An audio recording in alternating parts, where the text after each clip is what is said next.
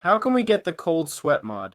Let's head over to CurseForge, okay? We'll search for cold sweat. As you can see, it has about 6.1 million users.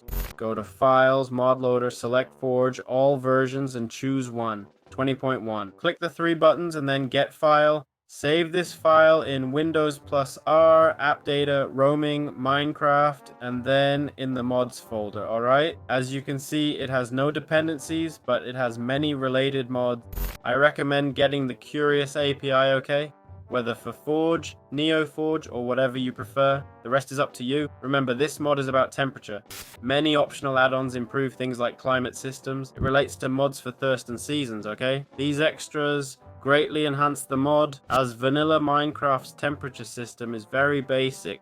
Normally, you're hot near heat, cold near ice, right? With seasons and more variants, it's much cooler. So that's all there is to it. How does the thermometer work in the cold sweat mod? Basically, the thermometer shows a mark indicating the current temperature. If I throw the thermometer away, I won't be able to see the temperature. I can see it a bit from this indicator, which shows my player's state and when it exceeds 100 degrees, okay? It starts to change color as we're seeing. Once it reaches the max, I start losing health and such, okay? So the thermometer lets us see these numbers. Got it? Now you'll see the number rise as we're at max temp, near the lava, okay? This is what the thermometer does. It's important when you exceed, we've seen tutorials saying 50 degrees, but I think it's 100. When you pass 100 degrees or minus 100, if you stay and this number hits 25 or 30, know that you're in serious danger, okay? Meaning you're going to die. So that's how the thermometer works. And here's how to craft it. It's not essential, but with Curiosappi, you can wear it as an amulet. And that's it. You carry it with you, and you don't need much else. How does the water skin work? The water skin is useful when we're in high temperatures, right? Well, for example, it says hold and right click to drink, okay?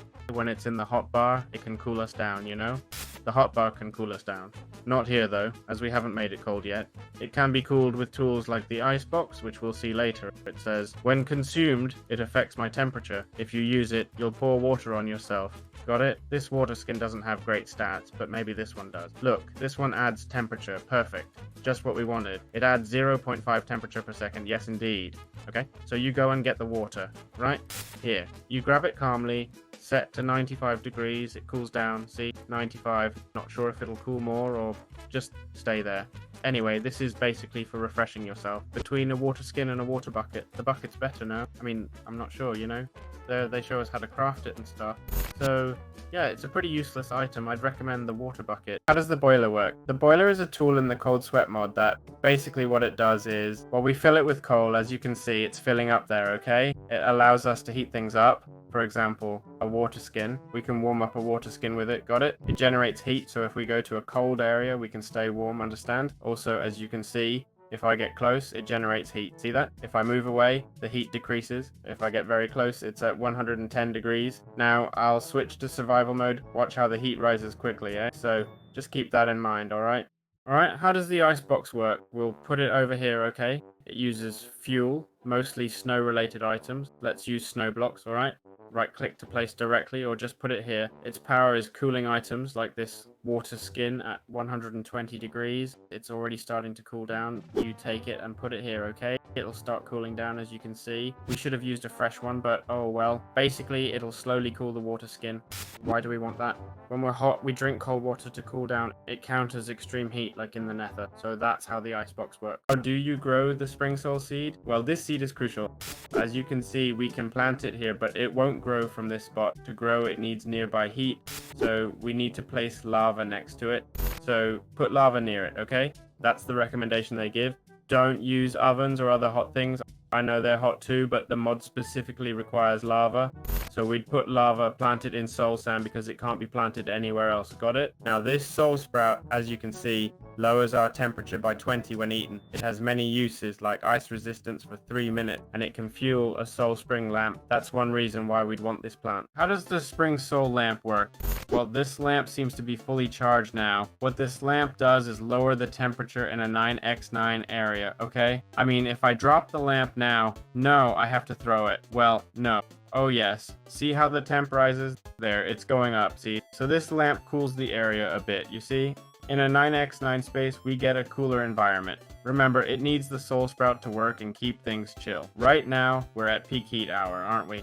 That sun is beaming right down on our heads. So yeah, that's how the lamp works. How does the smokestack work? Well, basically it's a chimney, okay? So if we put it in an ice box, or if we put it in a boiler, which is basically an oven or ice box, if we place it, what it'll do is start emitting, okay? It says here that it's not powered. So we should grab a lever.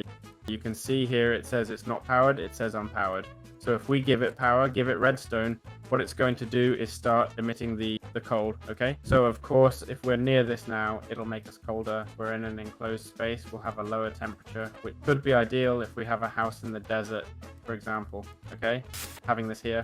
I'm not sure if it uses fuel, and if it does so very slowly, okay? I think it does use fuel. But anyway, that's how we can use it. How does the hearth work? The hearth is this item here, as we can see. It uses two types of fuel, okay? Well, there are heat fuels and cold fuels. It's like a mix of the heart box and the boiler, got it? So you just put a bit of snow and coal in there, all right? Now you might ask, how do I generate output? The output is generated through redstone, as you can see. If I activate this output, we'll be producing heat, okay? Heat is being emitted right now. Can you see it's activated? If I turn this off and emit, well, theoretically, emitting from the side gives cold. Ah, I see. Okay, so left, right, ignore the back one. Left, right. Got it? The left one is red and the right one is blue. Okay? See, if I deactivate the right one, it's now off. That's basically it. And why do we need both? To have a neutral temperature, right? Often we'll need one or the other, you know? Plus, it looks like a dancing figure, so that's how we can use it. Alright, when we start exploring armor options, we notice we have leather armor, right? In the cold sweat mod, which basically deals with extreme temperatures, it reduces cold and heat effects by 50%. We find an armor here. The goat just pushed it. This one, see, it's goat fur armor. Basically, this armor provides good protection, okay? And it reduces the cold, got it? It gives you cold resistance, meaning you'll be practically immune. So this armor is made from goat fur, which you get using shears, all right? Just right-click with the shears and you're done. However, to find goats, you'll need to go to certain areas. Wow, their fur grew back so fast. Oh, no. You'll need to go to icy regions, but without proper armor, it's tough. Plus, goats move a lot, so good luck with that. All right, if we're done researching all the armor, let's find the hoglin armor, okay? And the hoglin armor in the cold and sweat mod basically gives you heat immunity, meaning you're resistant to any type of heat, right? So this armor is made primarily with hoglin hide, got it? There it is, completely made of hoglin hide with pretty good protection, see? And where do you get hoglin hide from? Well, you simply find a hoglin, okay, and just kill it, that's it. Unlike with, oh, look, it dropped some, see? Unlike goats where you use shears, for some reason with hoglins, the creators weren't as kind and said, nah, just kill it, done, okay? So it's that simple. How does the sewing table work? This small table here in the cold and sweat mod has a super simple crafting recipe. Right-clicking shows slots for armor in any type of item. Basically, if we put in netherite armor, it'll give us a purple netherite chestplate, right? Adding goat fur turns it blue for cold resistance, and this way for heat resistance, okay? So how does this function? Leather gives resistance to both heat and cold. Goat fur provides 2 points of cold resistance, while wool gives a bit less. See, this one's wider and that one's a bit less, right? Just so you can see the difference. So ideally, you'd want to use goat fur. On the other hand, rabbit leather reduces heat by 1.5 points, while howling leather decreases it by 2 points. This way, instead of needing specific armor for heat or cold, you can use your regular enchanted armor or modded gear and apply cold insulation, heat insulation, or both effects. You don't need to wear specialized armor for temperature control. Really, that's straightforward. Very well, where can we find chameleons? And yes, this mod oddly adds chameleons. Honestly, they didn't need to do 3D modeling, and when I heard about chameleons, I thought, no way. But I must say, the animation is incredible. You've got to realize this mod only has one model, and it's this. Making a chameleon isn't easy, let me tell you. So, this chameleon can be found in jungles, alright? And in deserts, okay? That's where we'll be able to find them. How do you tame cold and sweat chameleons? Well, basically we'd, oh, it throws it. I right click and it throws to the player, huh? So we'd need to get spider eyes and feed them to them, okay? This way we can catch chameleons and even wear them on our heads, which is super cool. I'd say this mod should be in any animal mod. Dude, the model is just so awesome, really, right? I'm amazed at how well made it is. It's fascinating. Finally, how can we obtain chameleon molt? Well, chameleon molt can be obtained in two ways. When a baby chameleon grows, okay? Or when two reproduce, got it?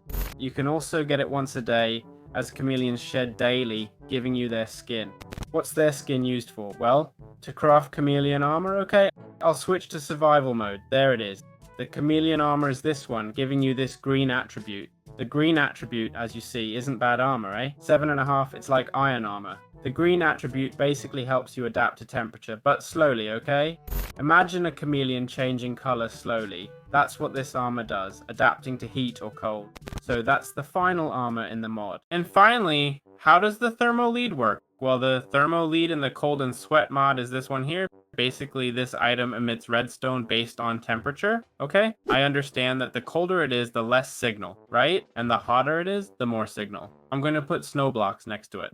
Oh, that doesn't lower the temperature. What about water or ice? Ice should lower it, right? Nope, not that either. Look how the ice makes it drop. See how the temperature has dropped a lot there? If I remove it now, the signal recovers. So this gives you redstone output based on temperature. What's that useful for?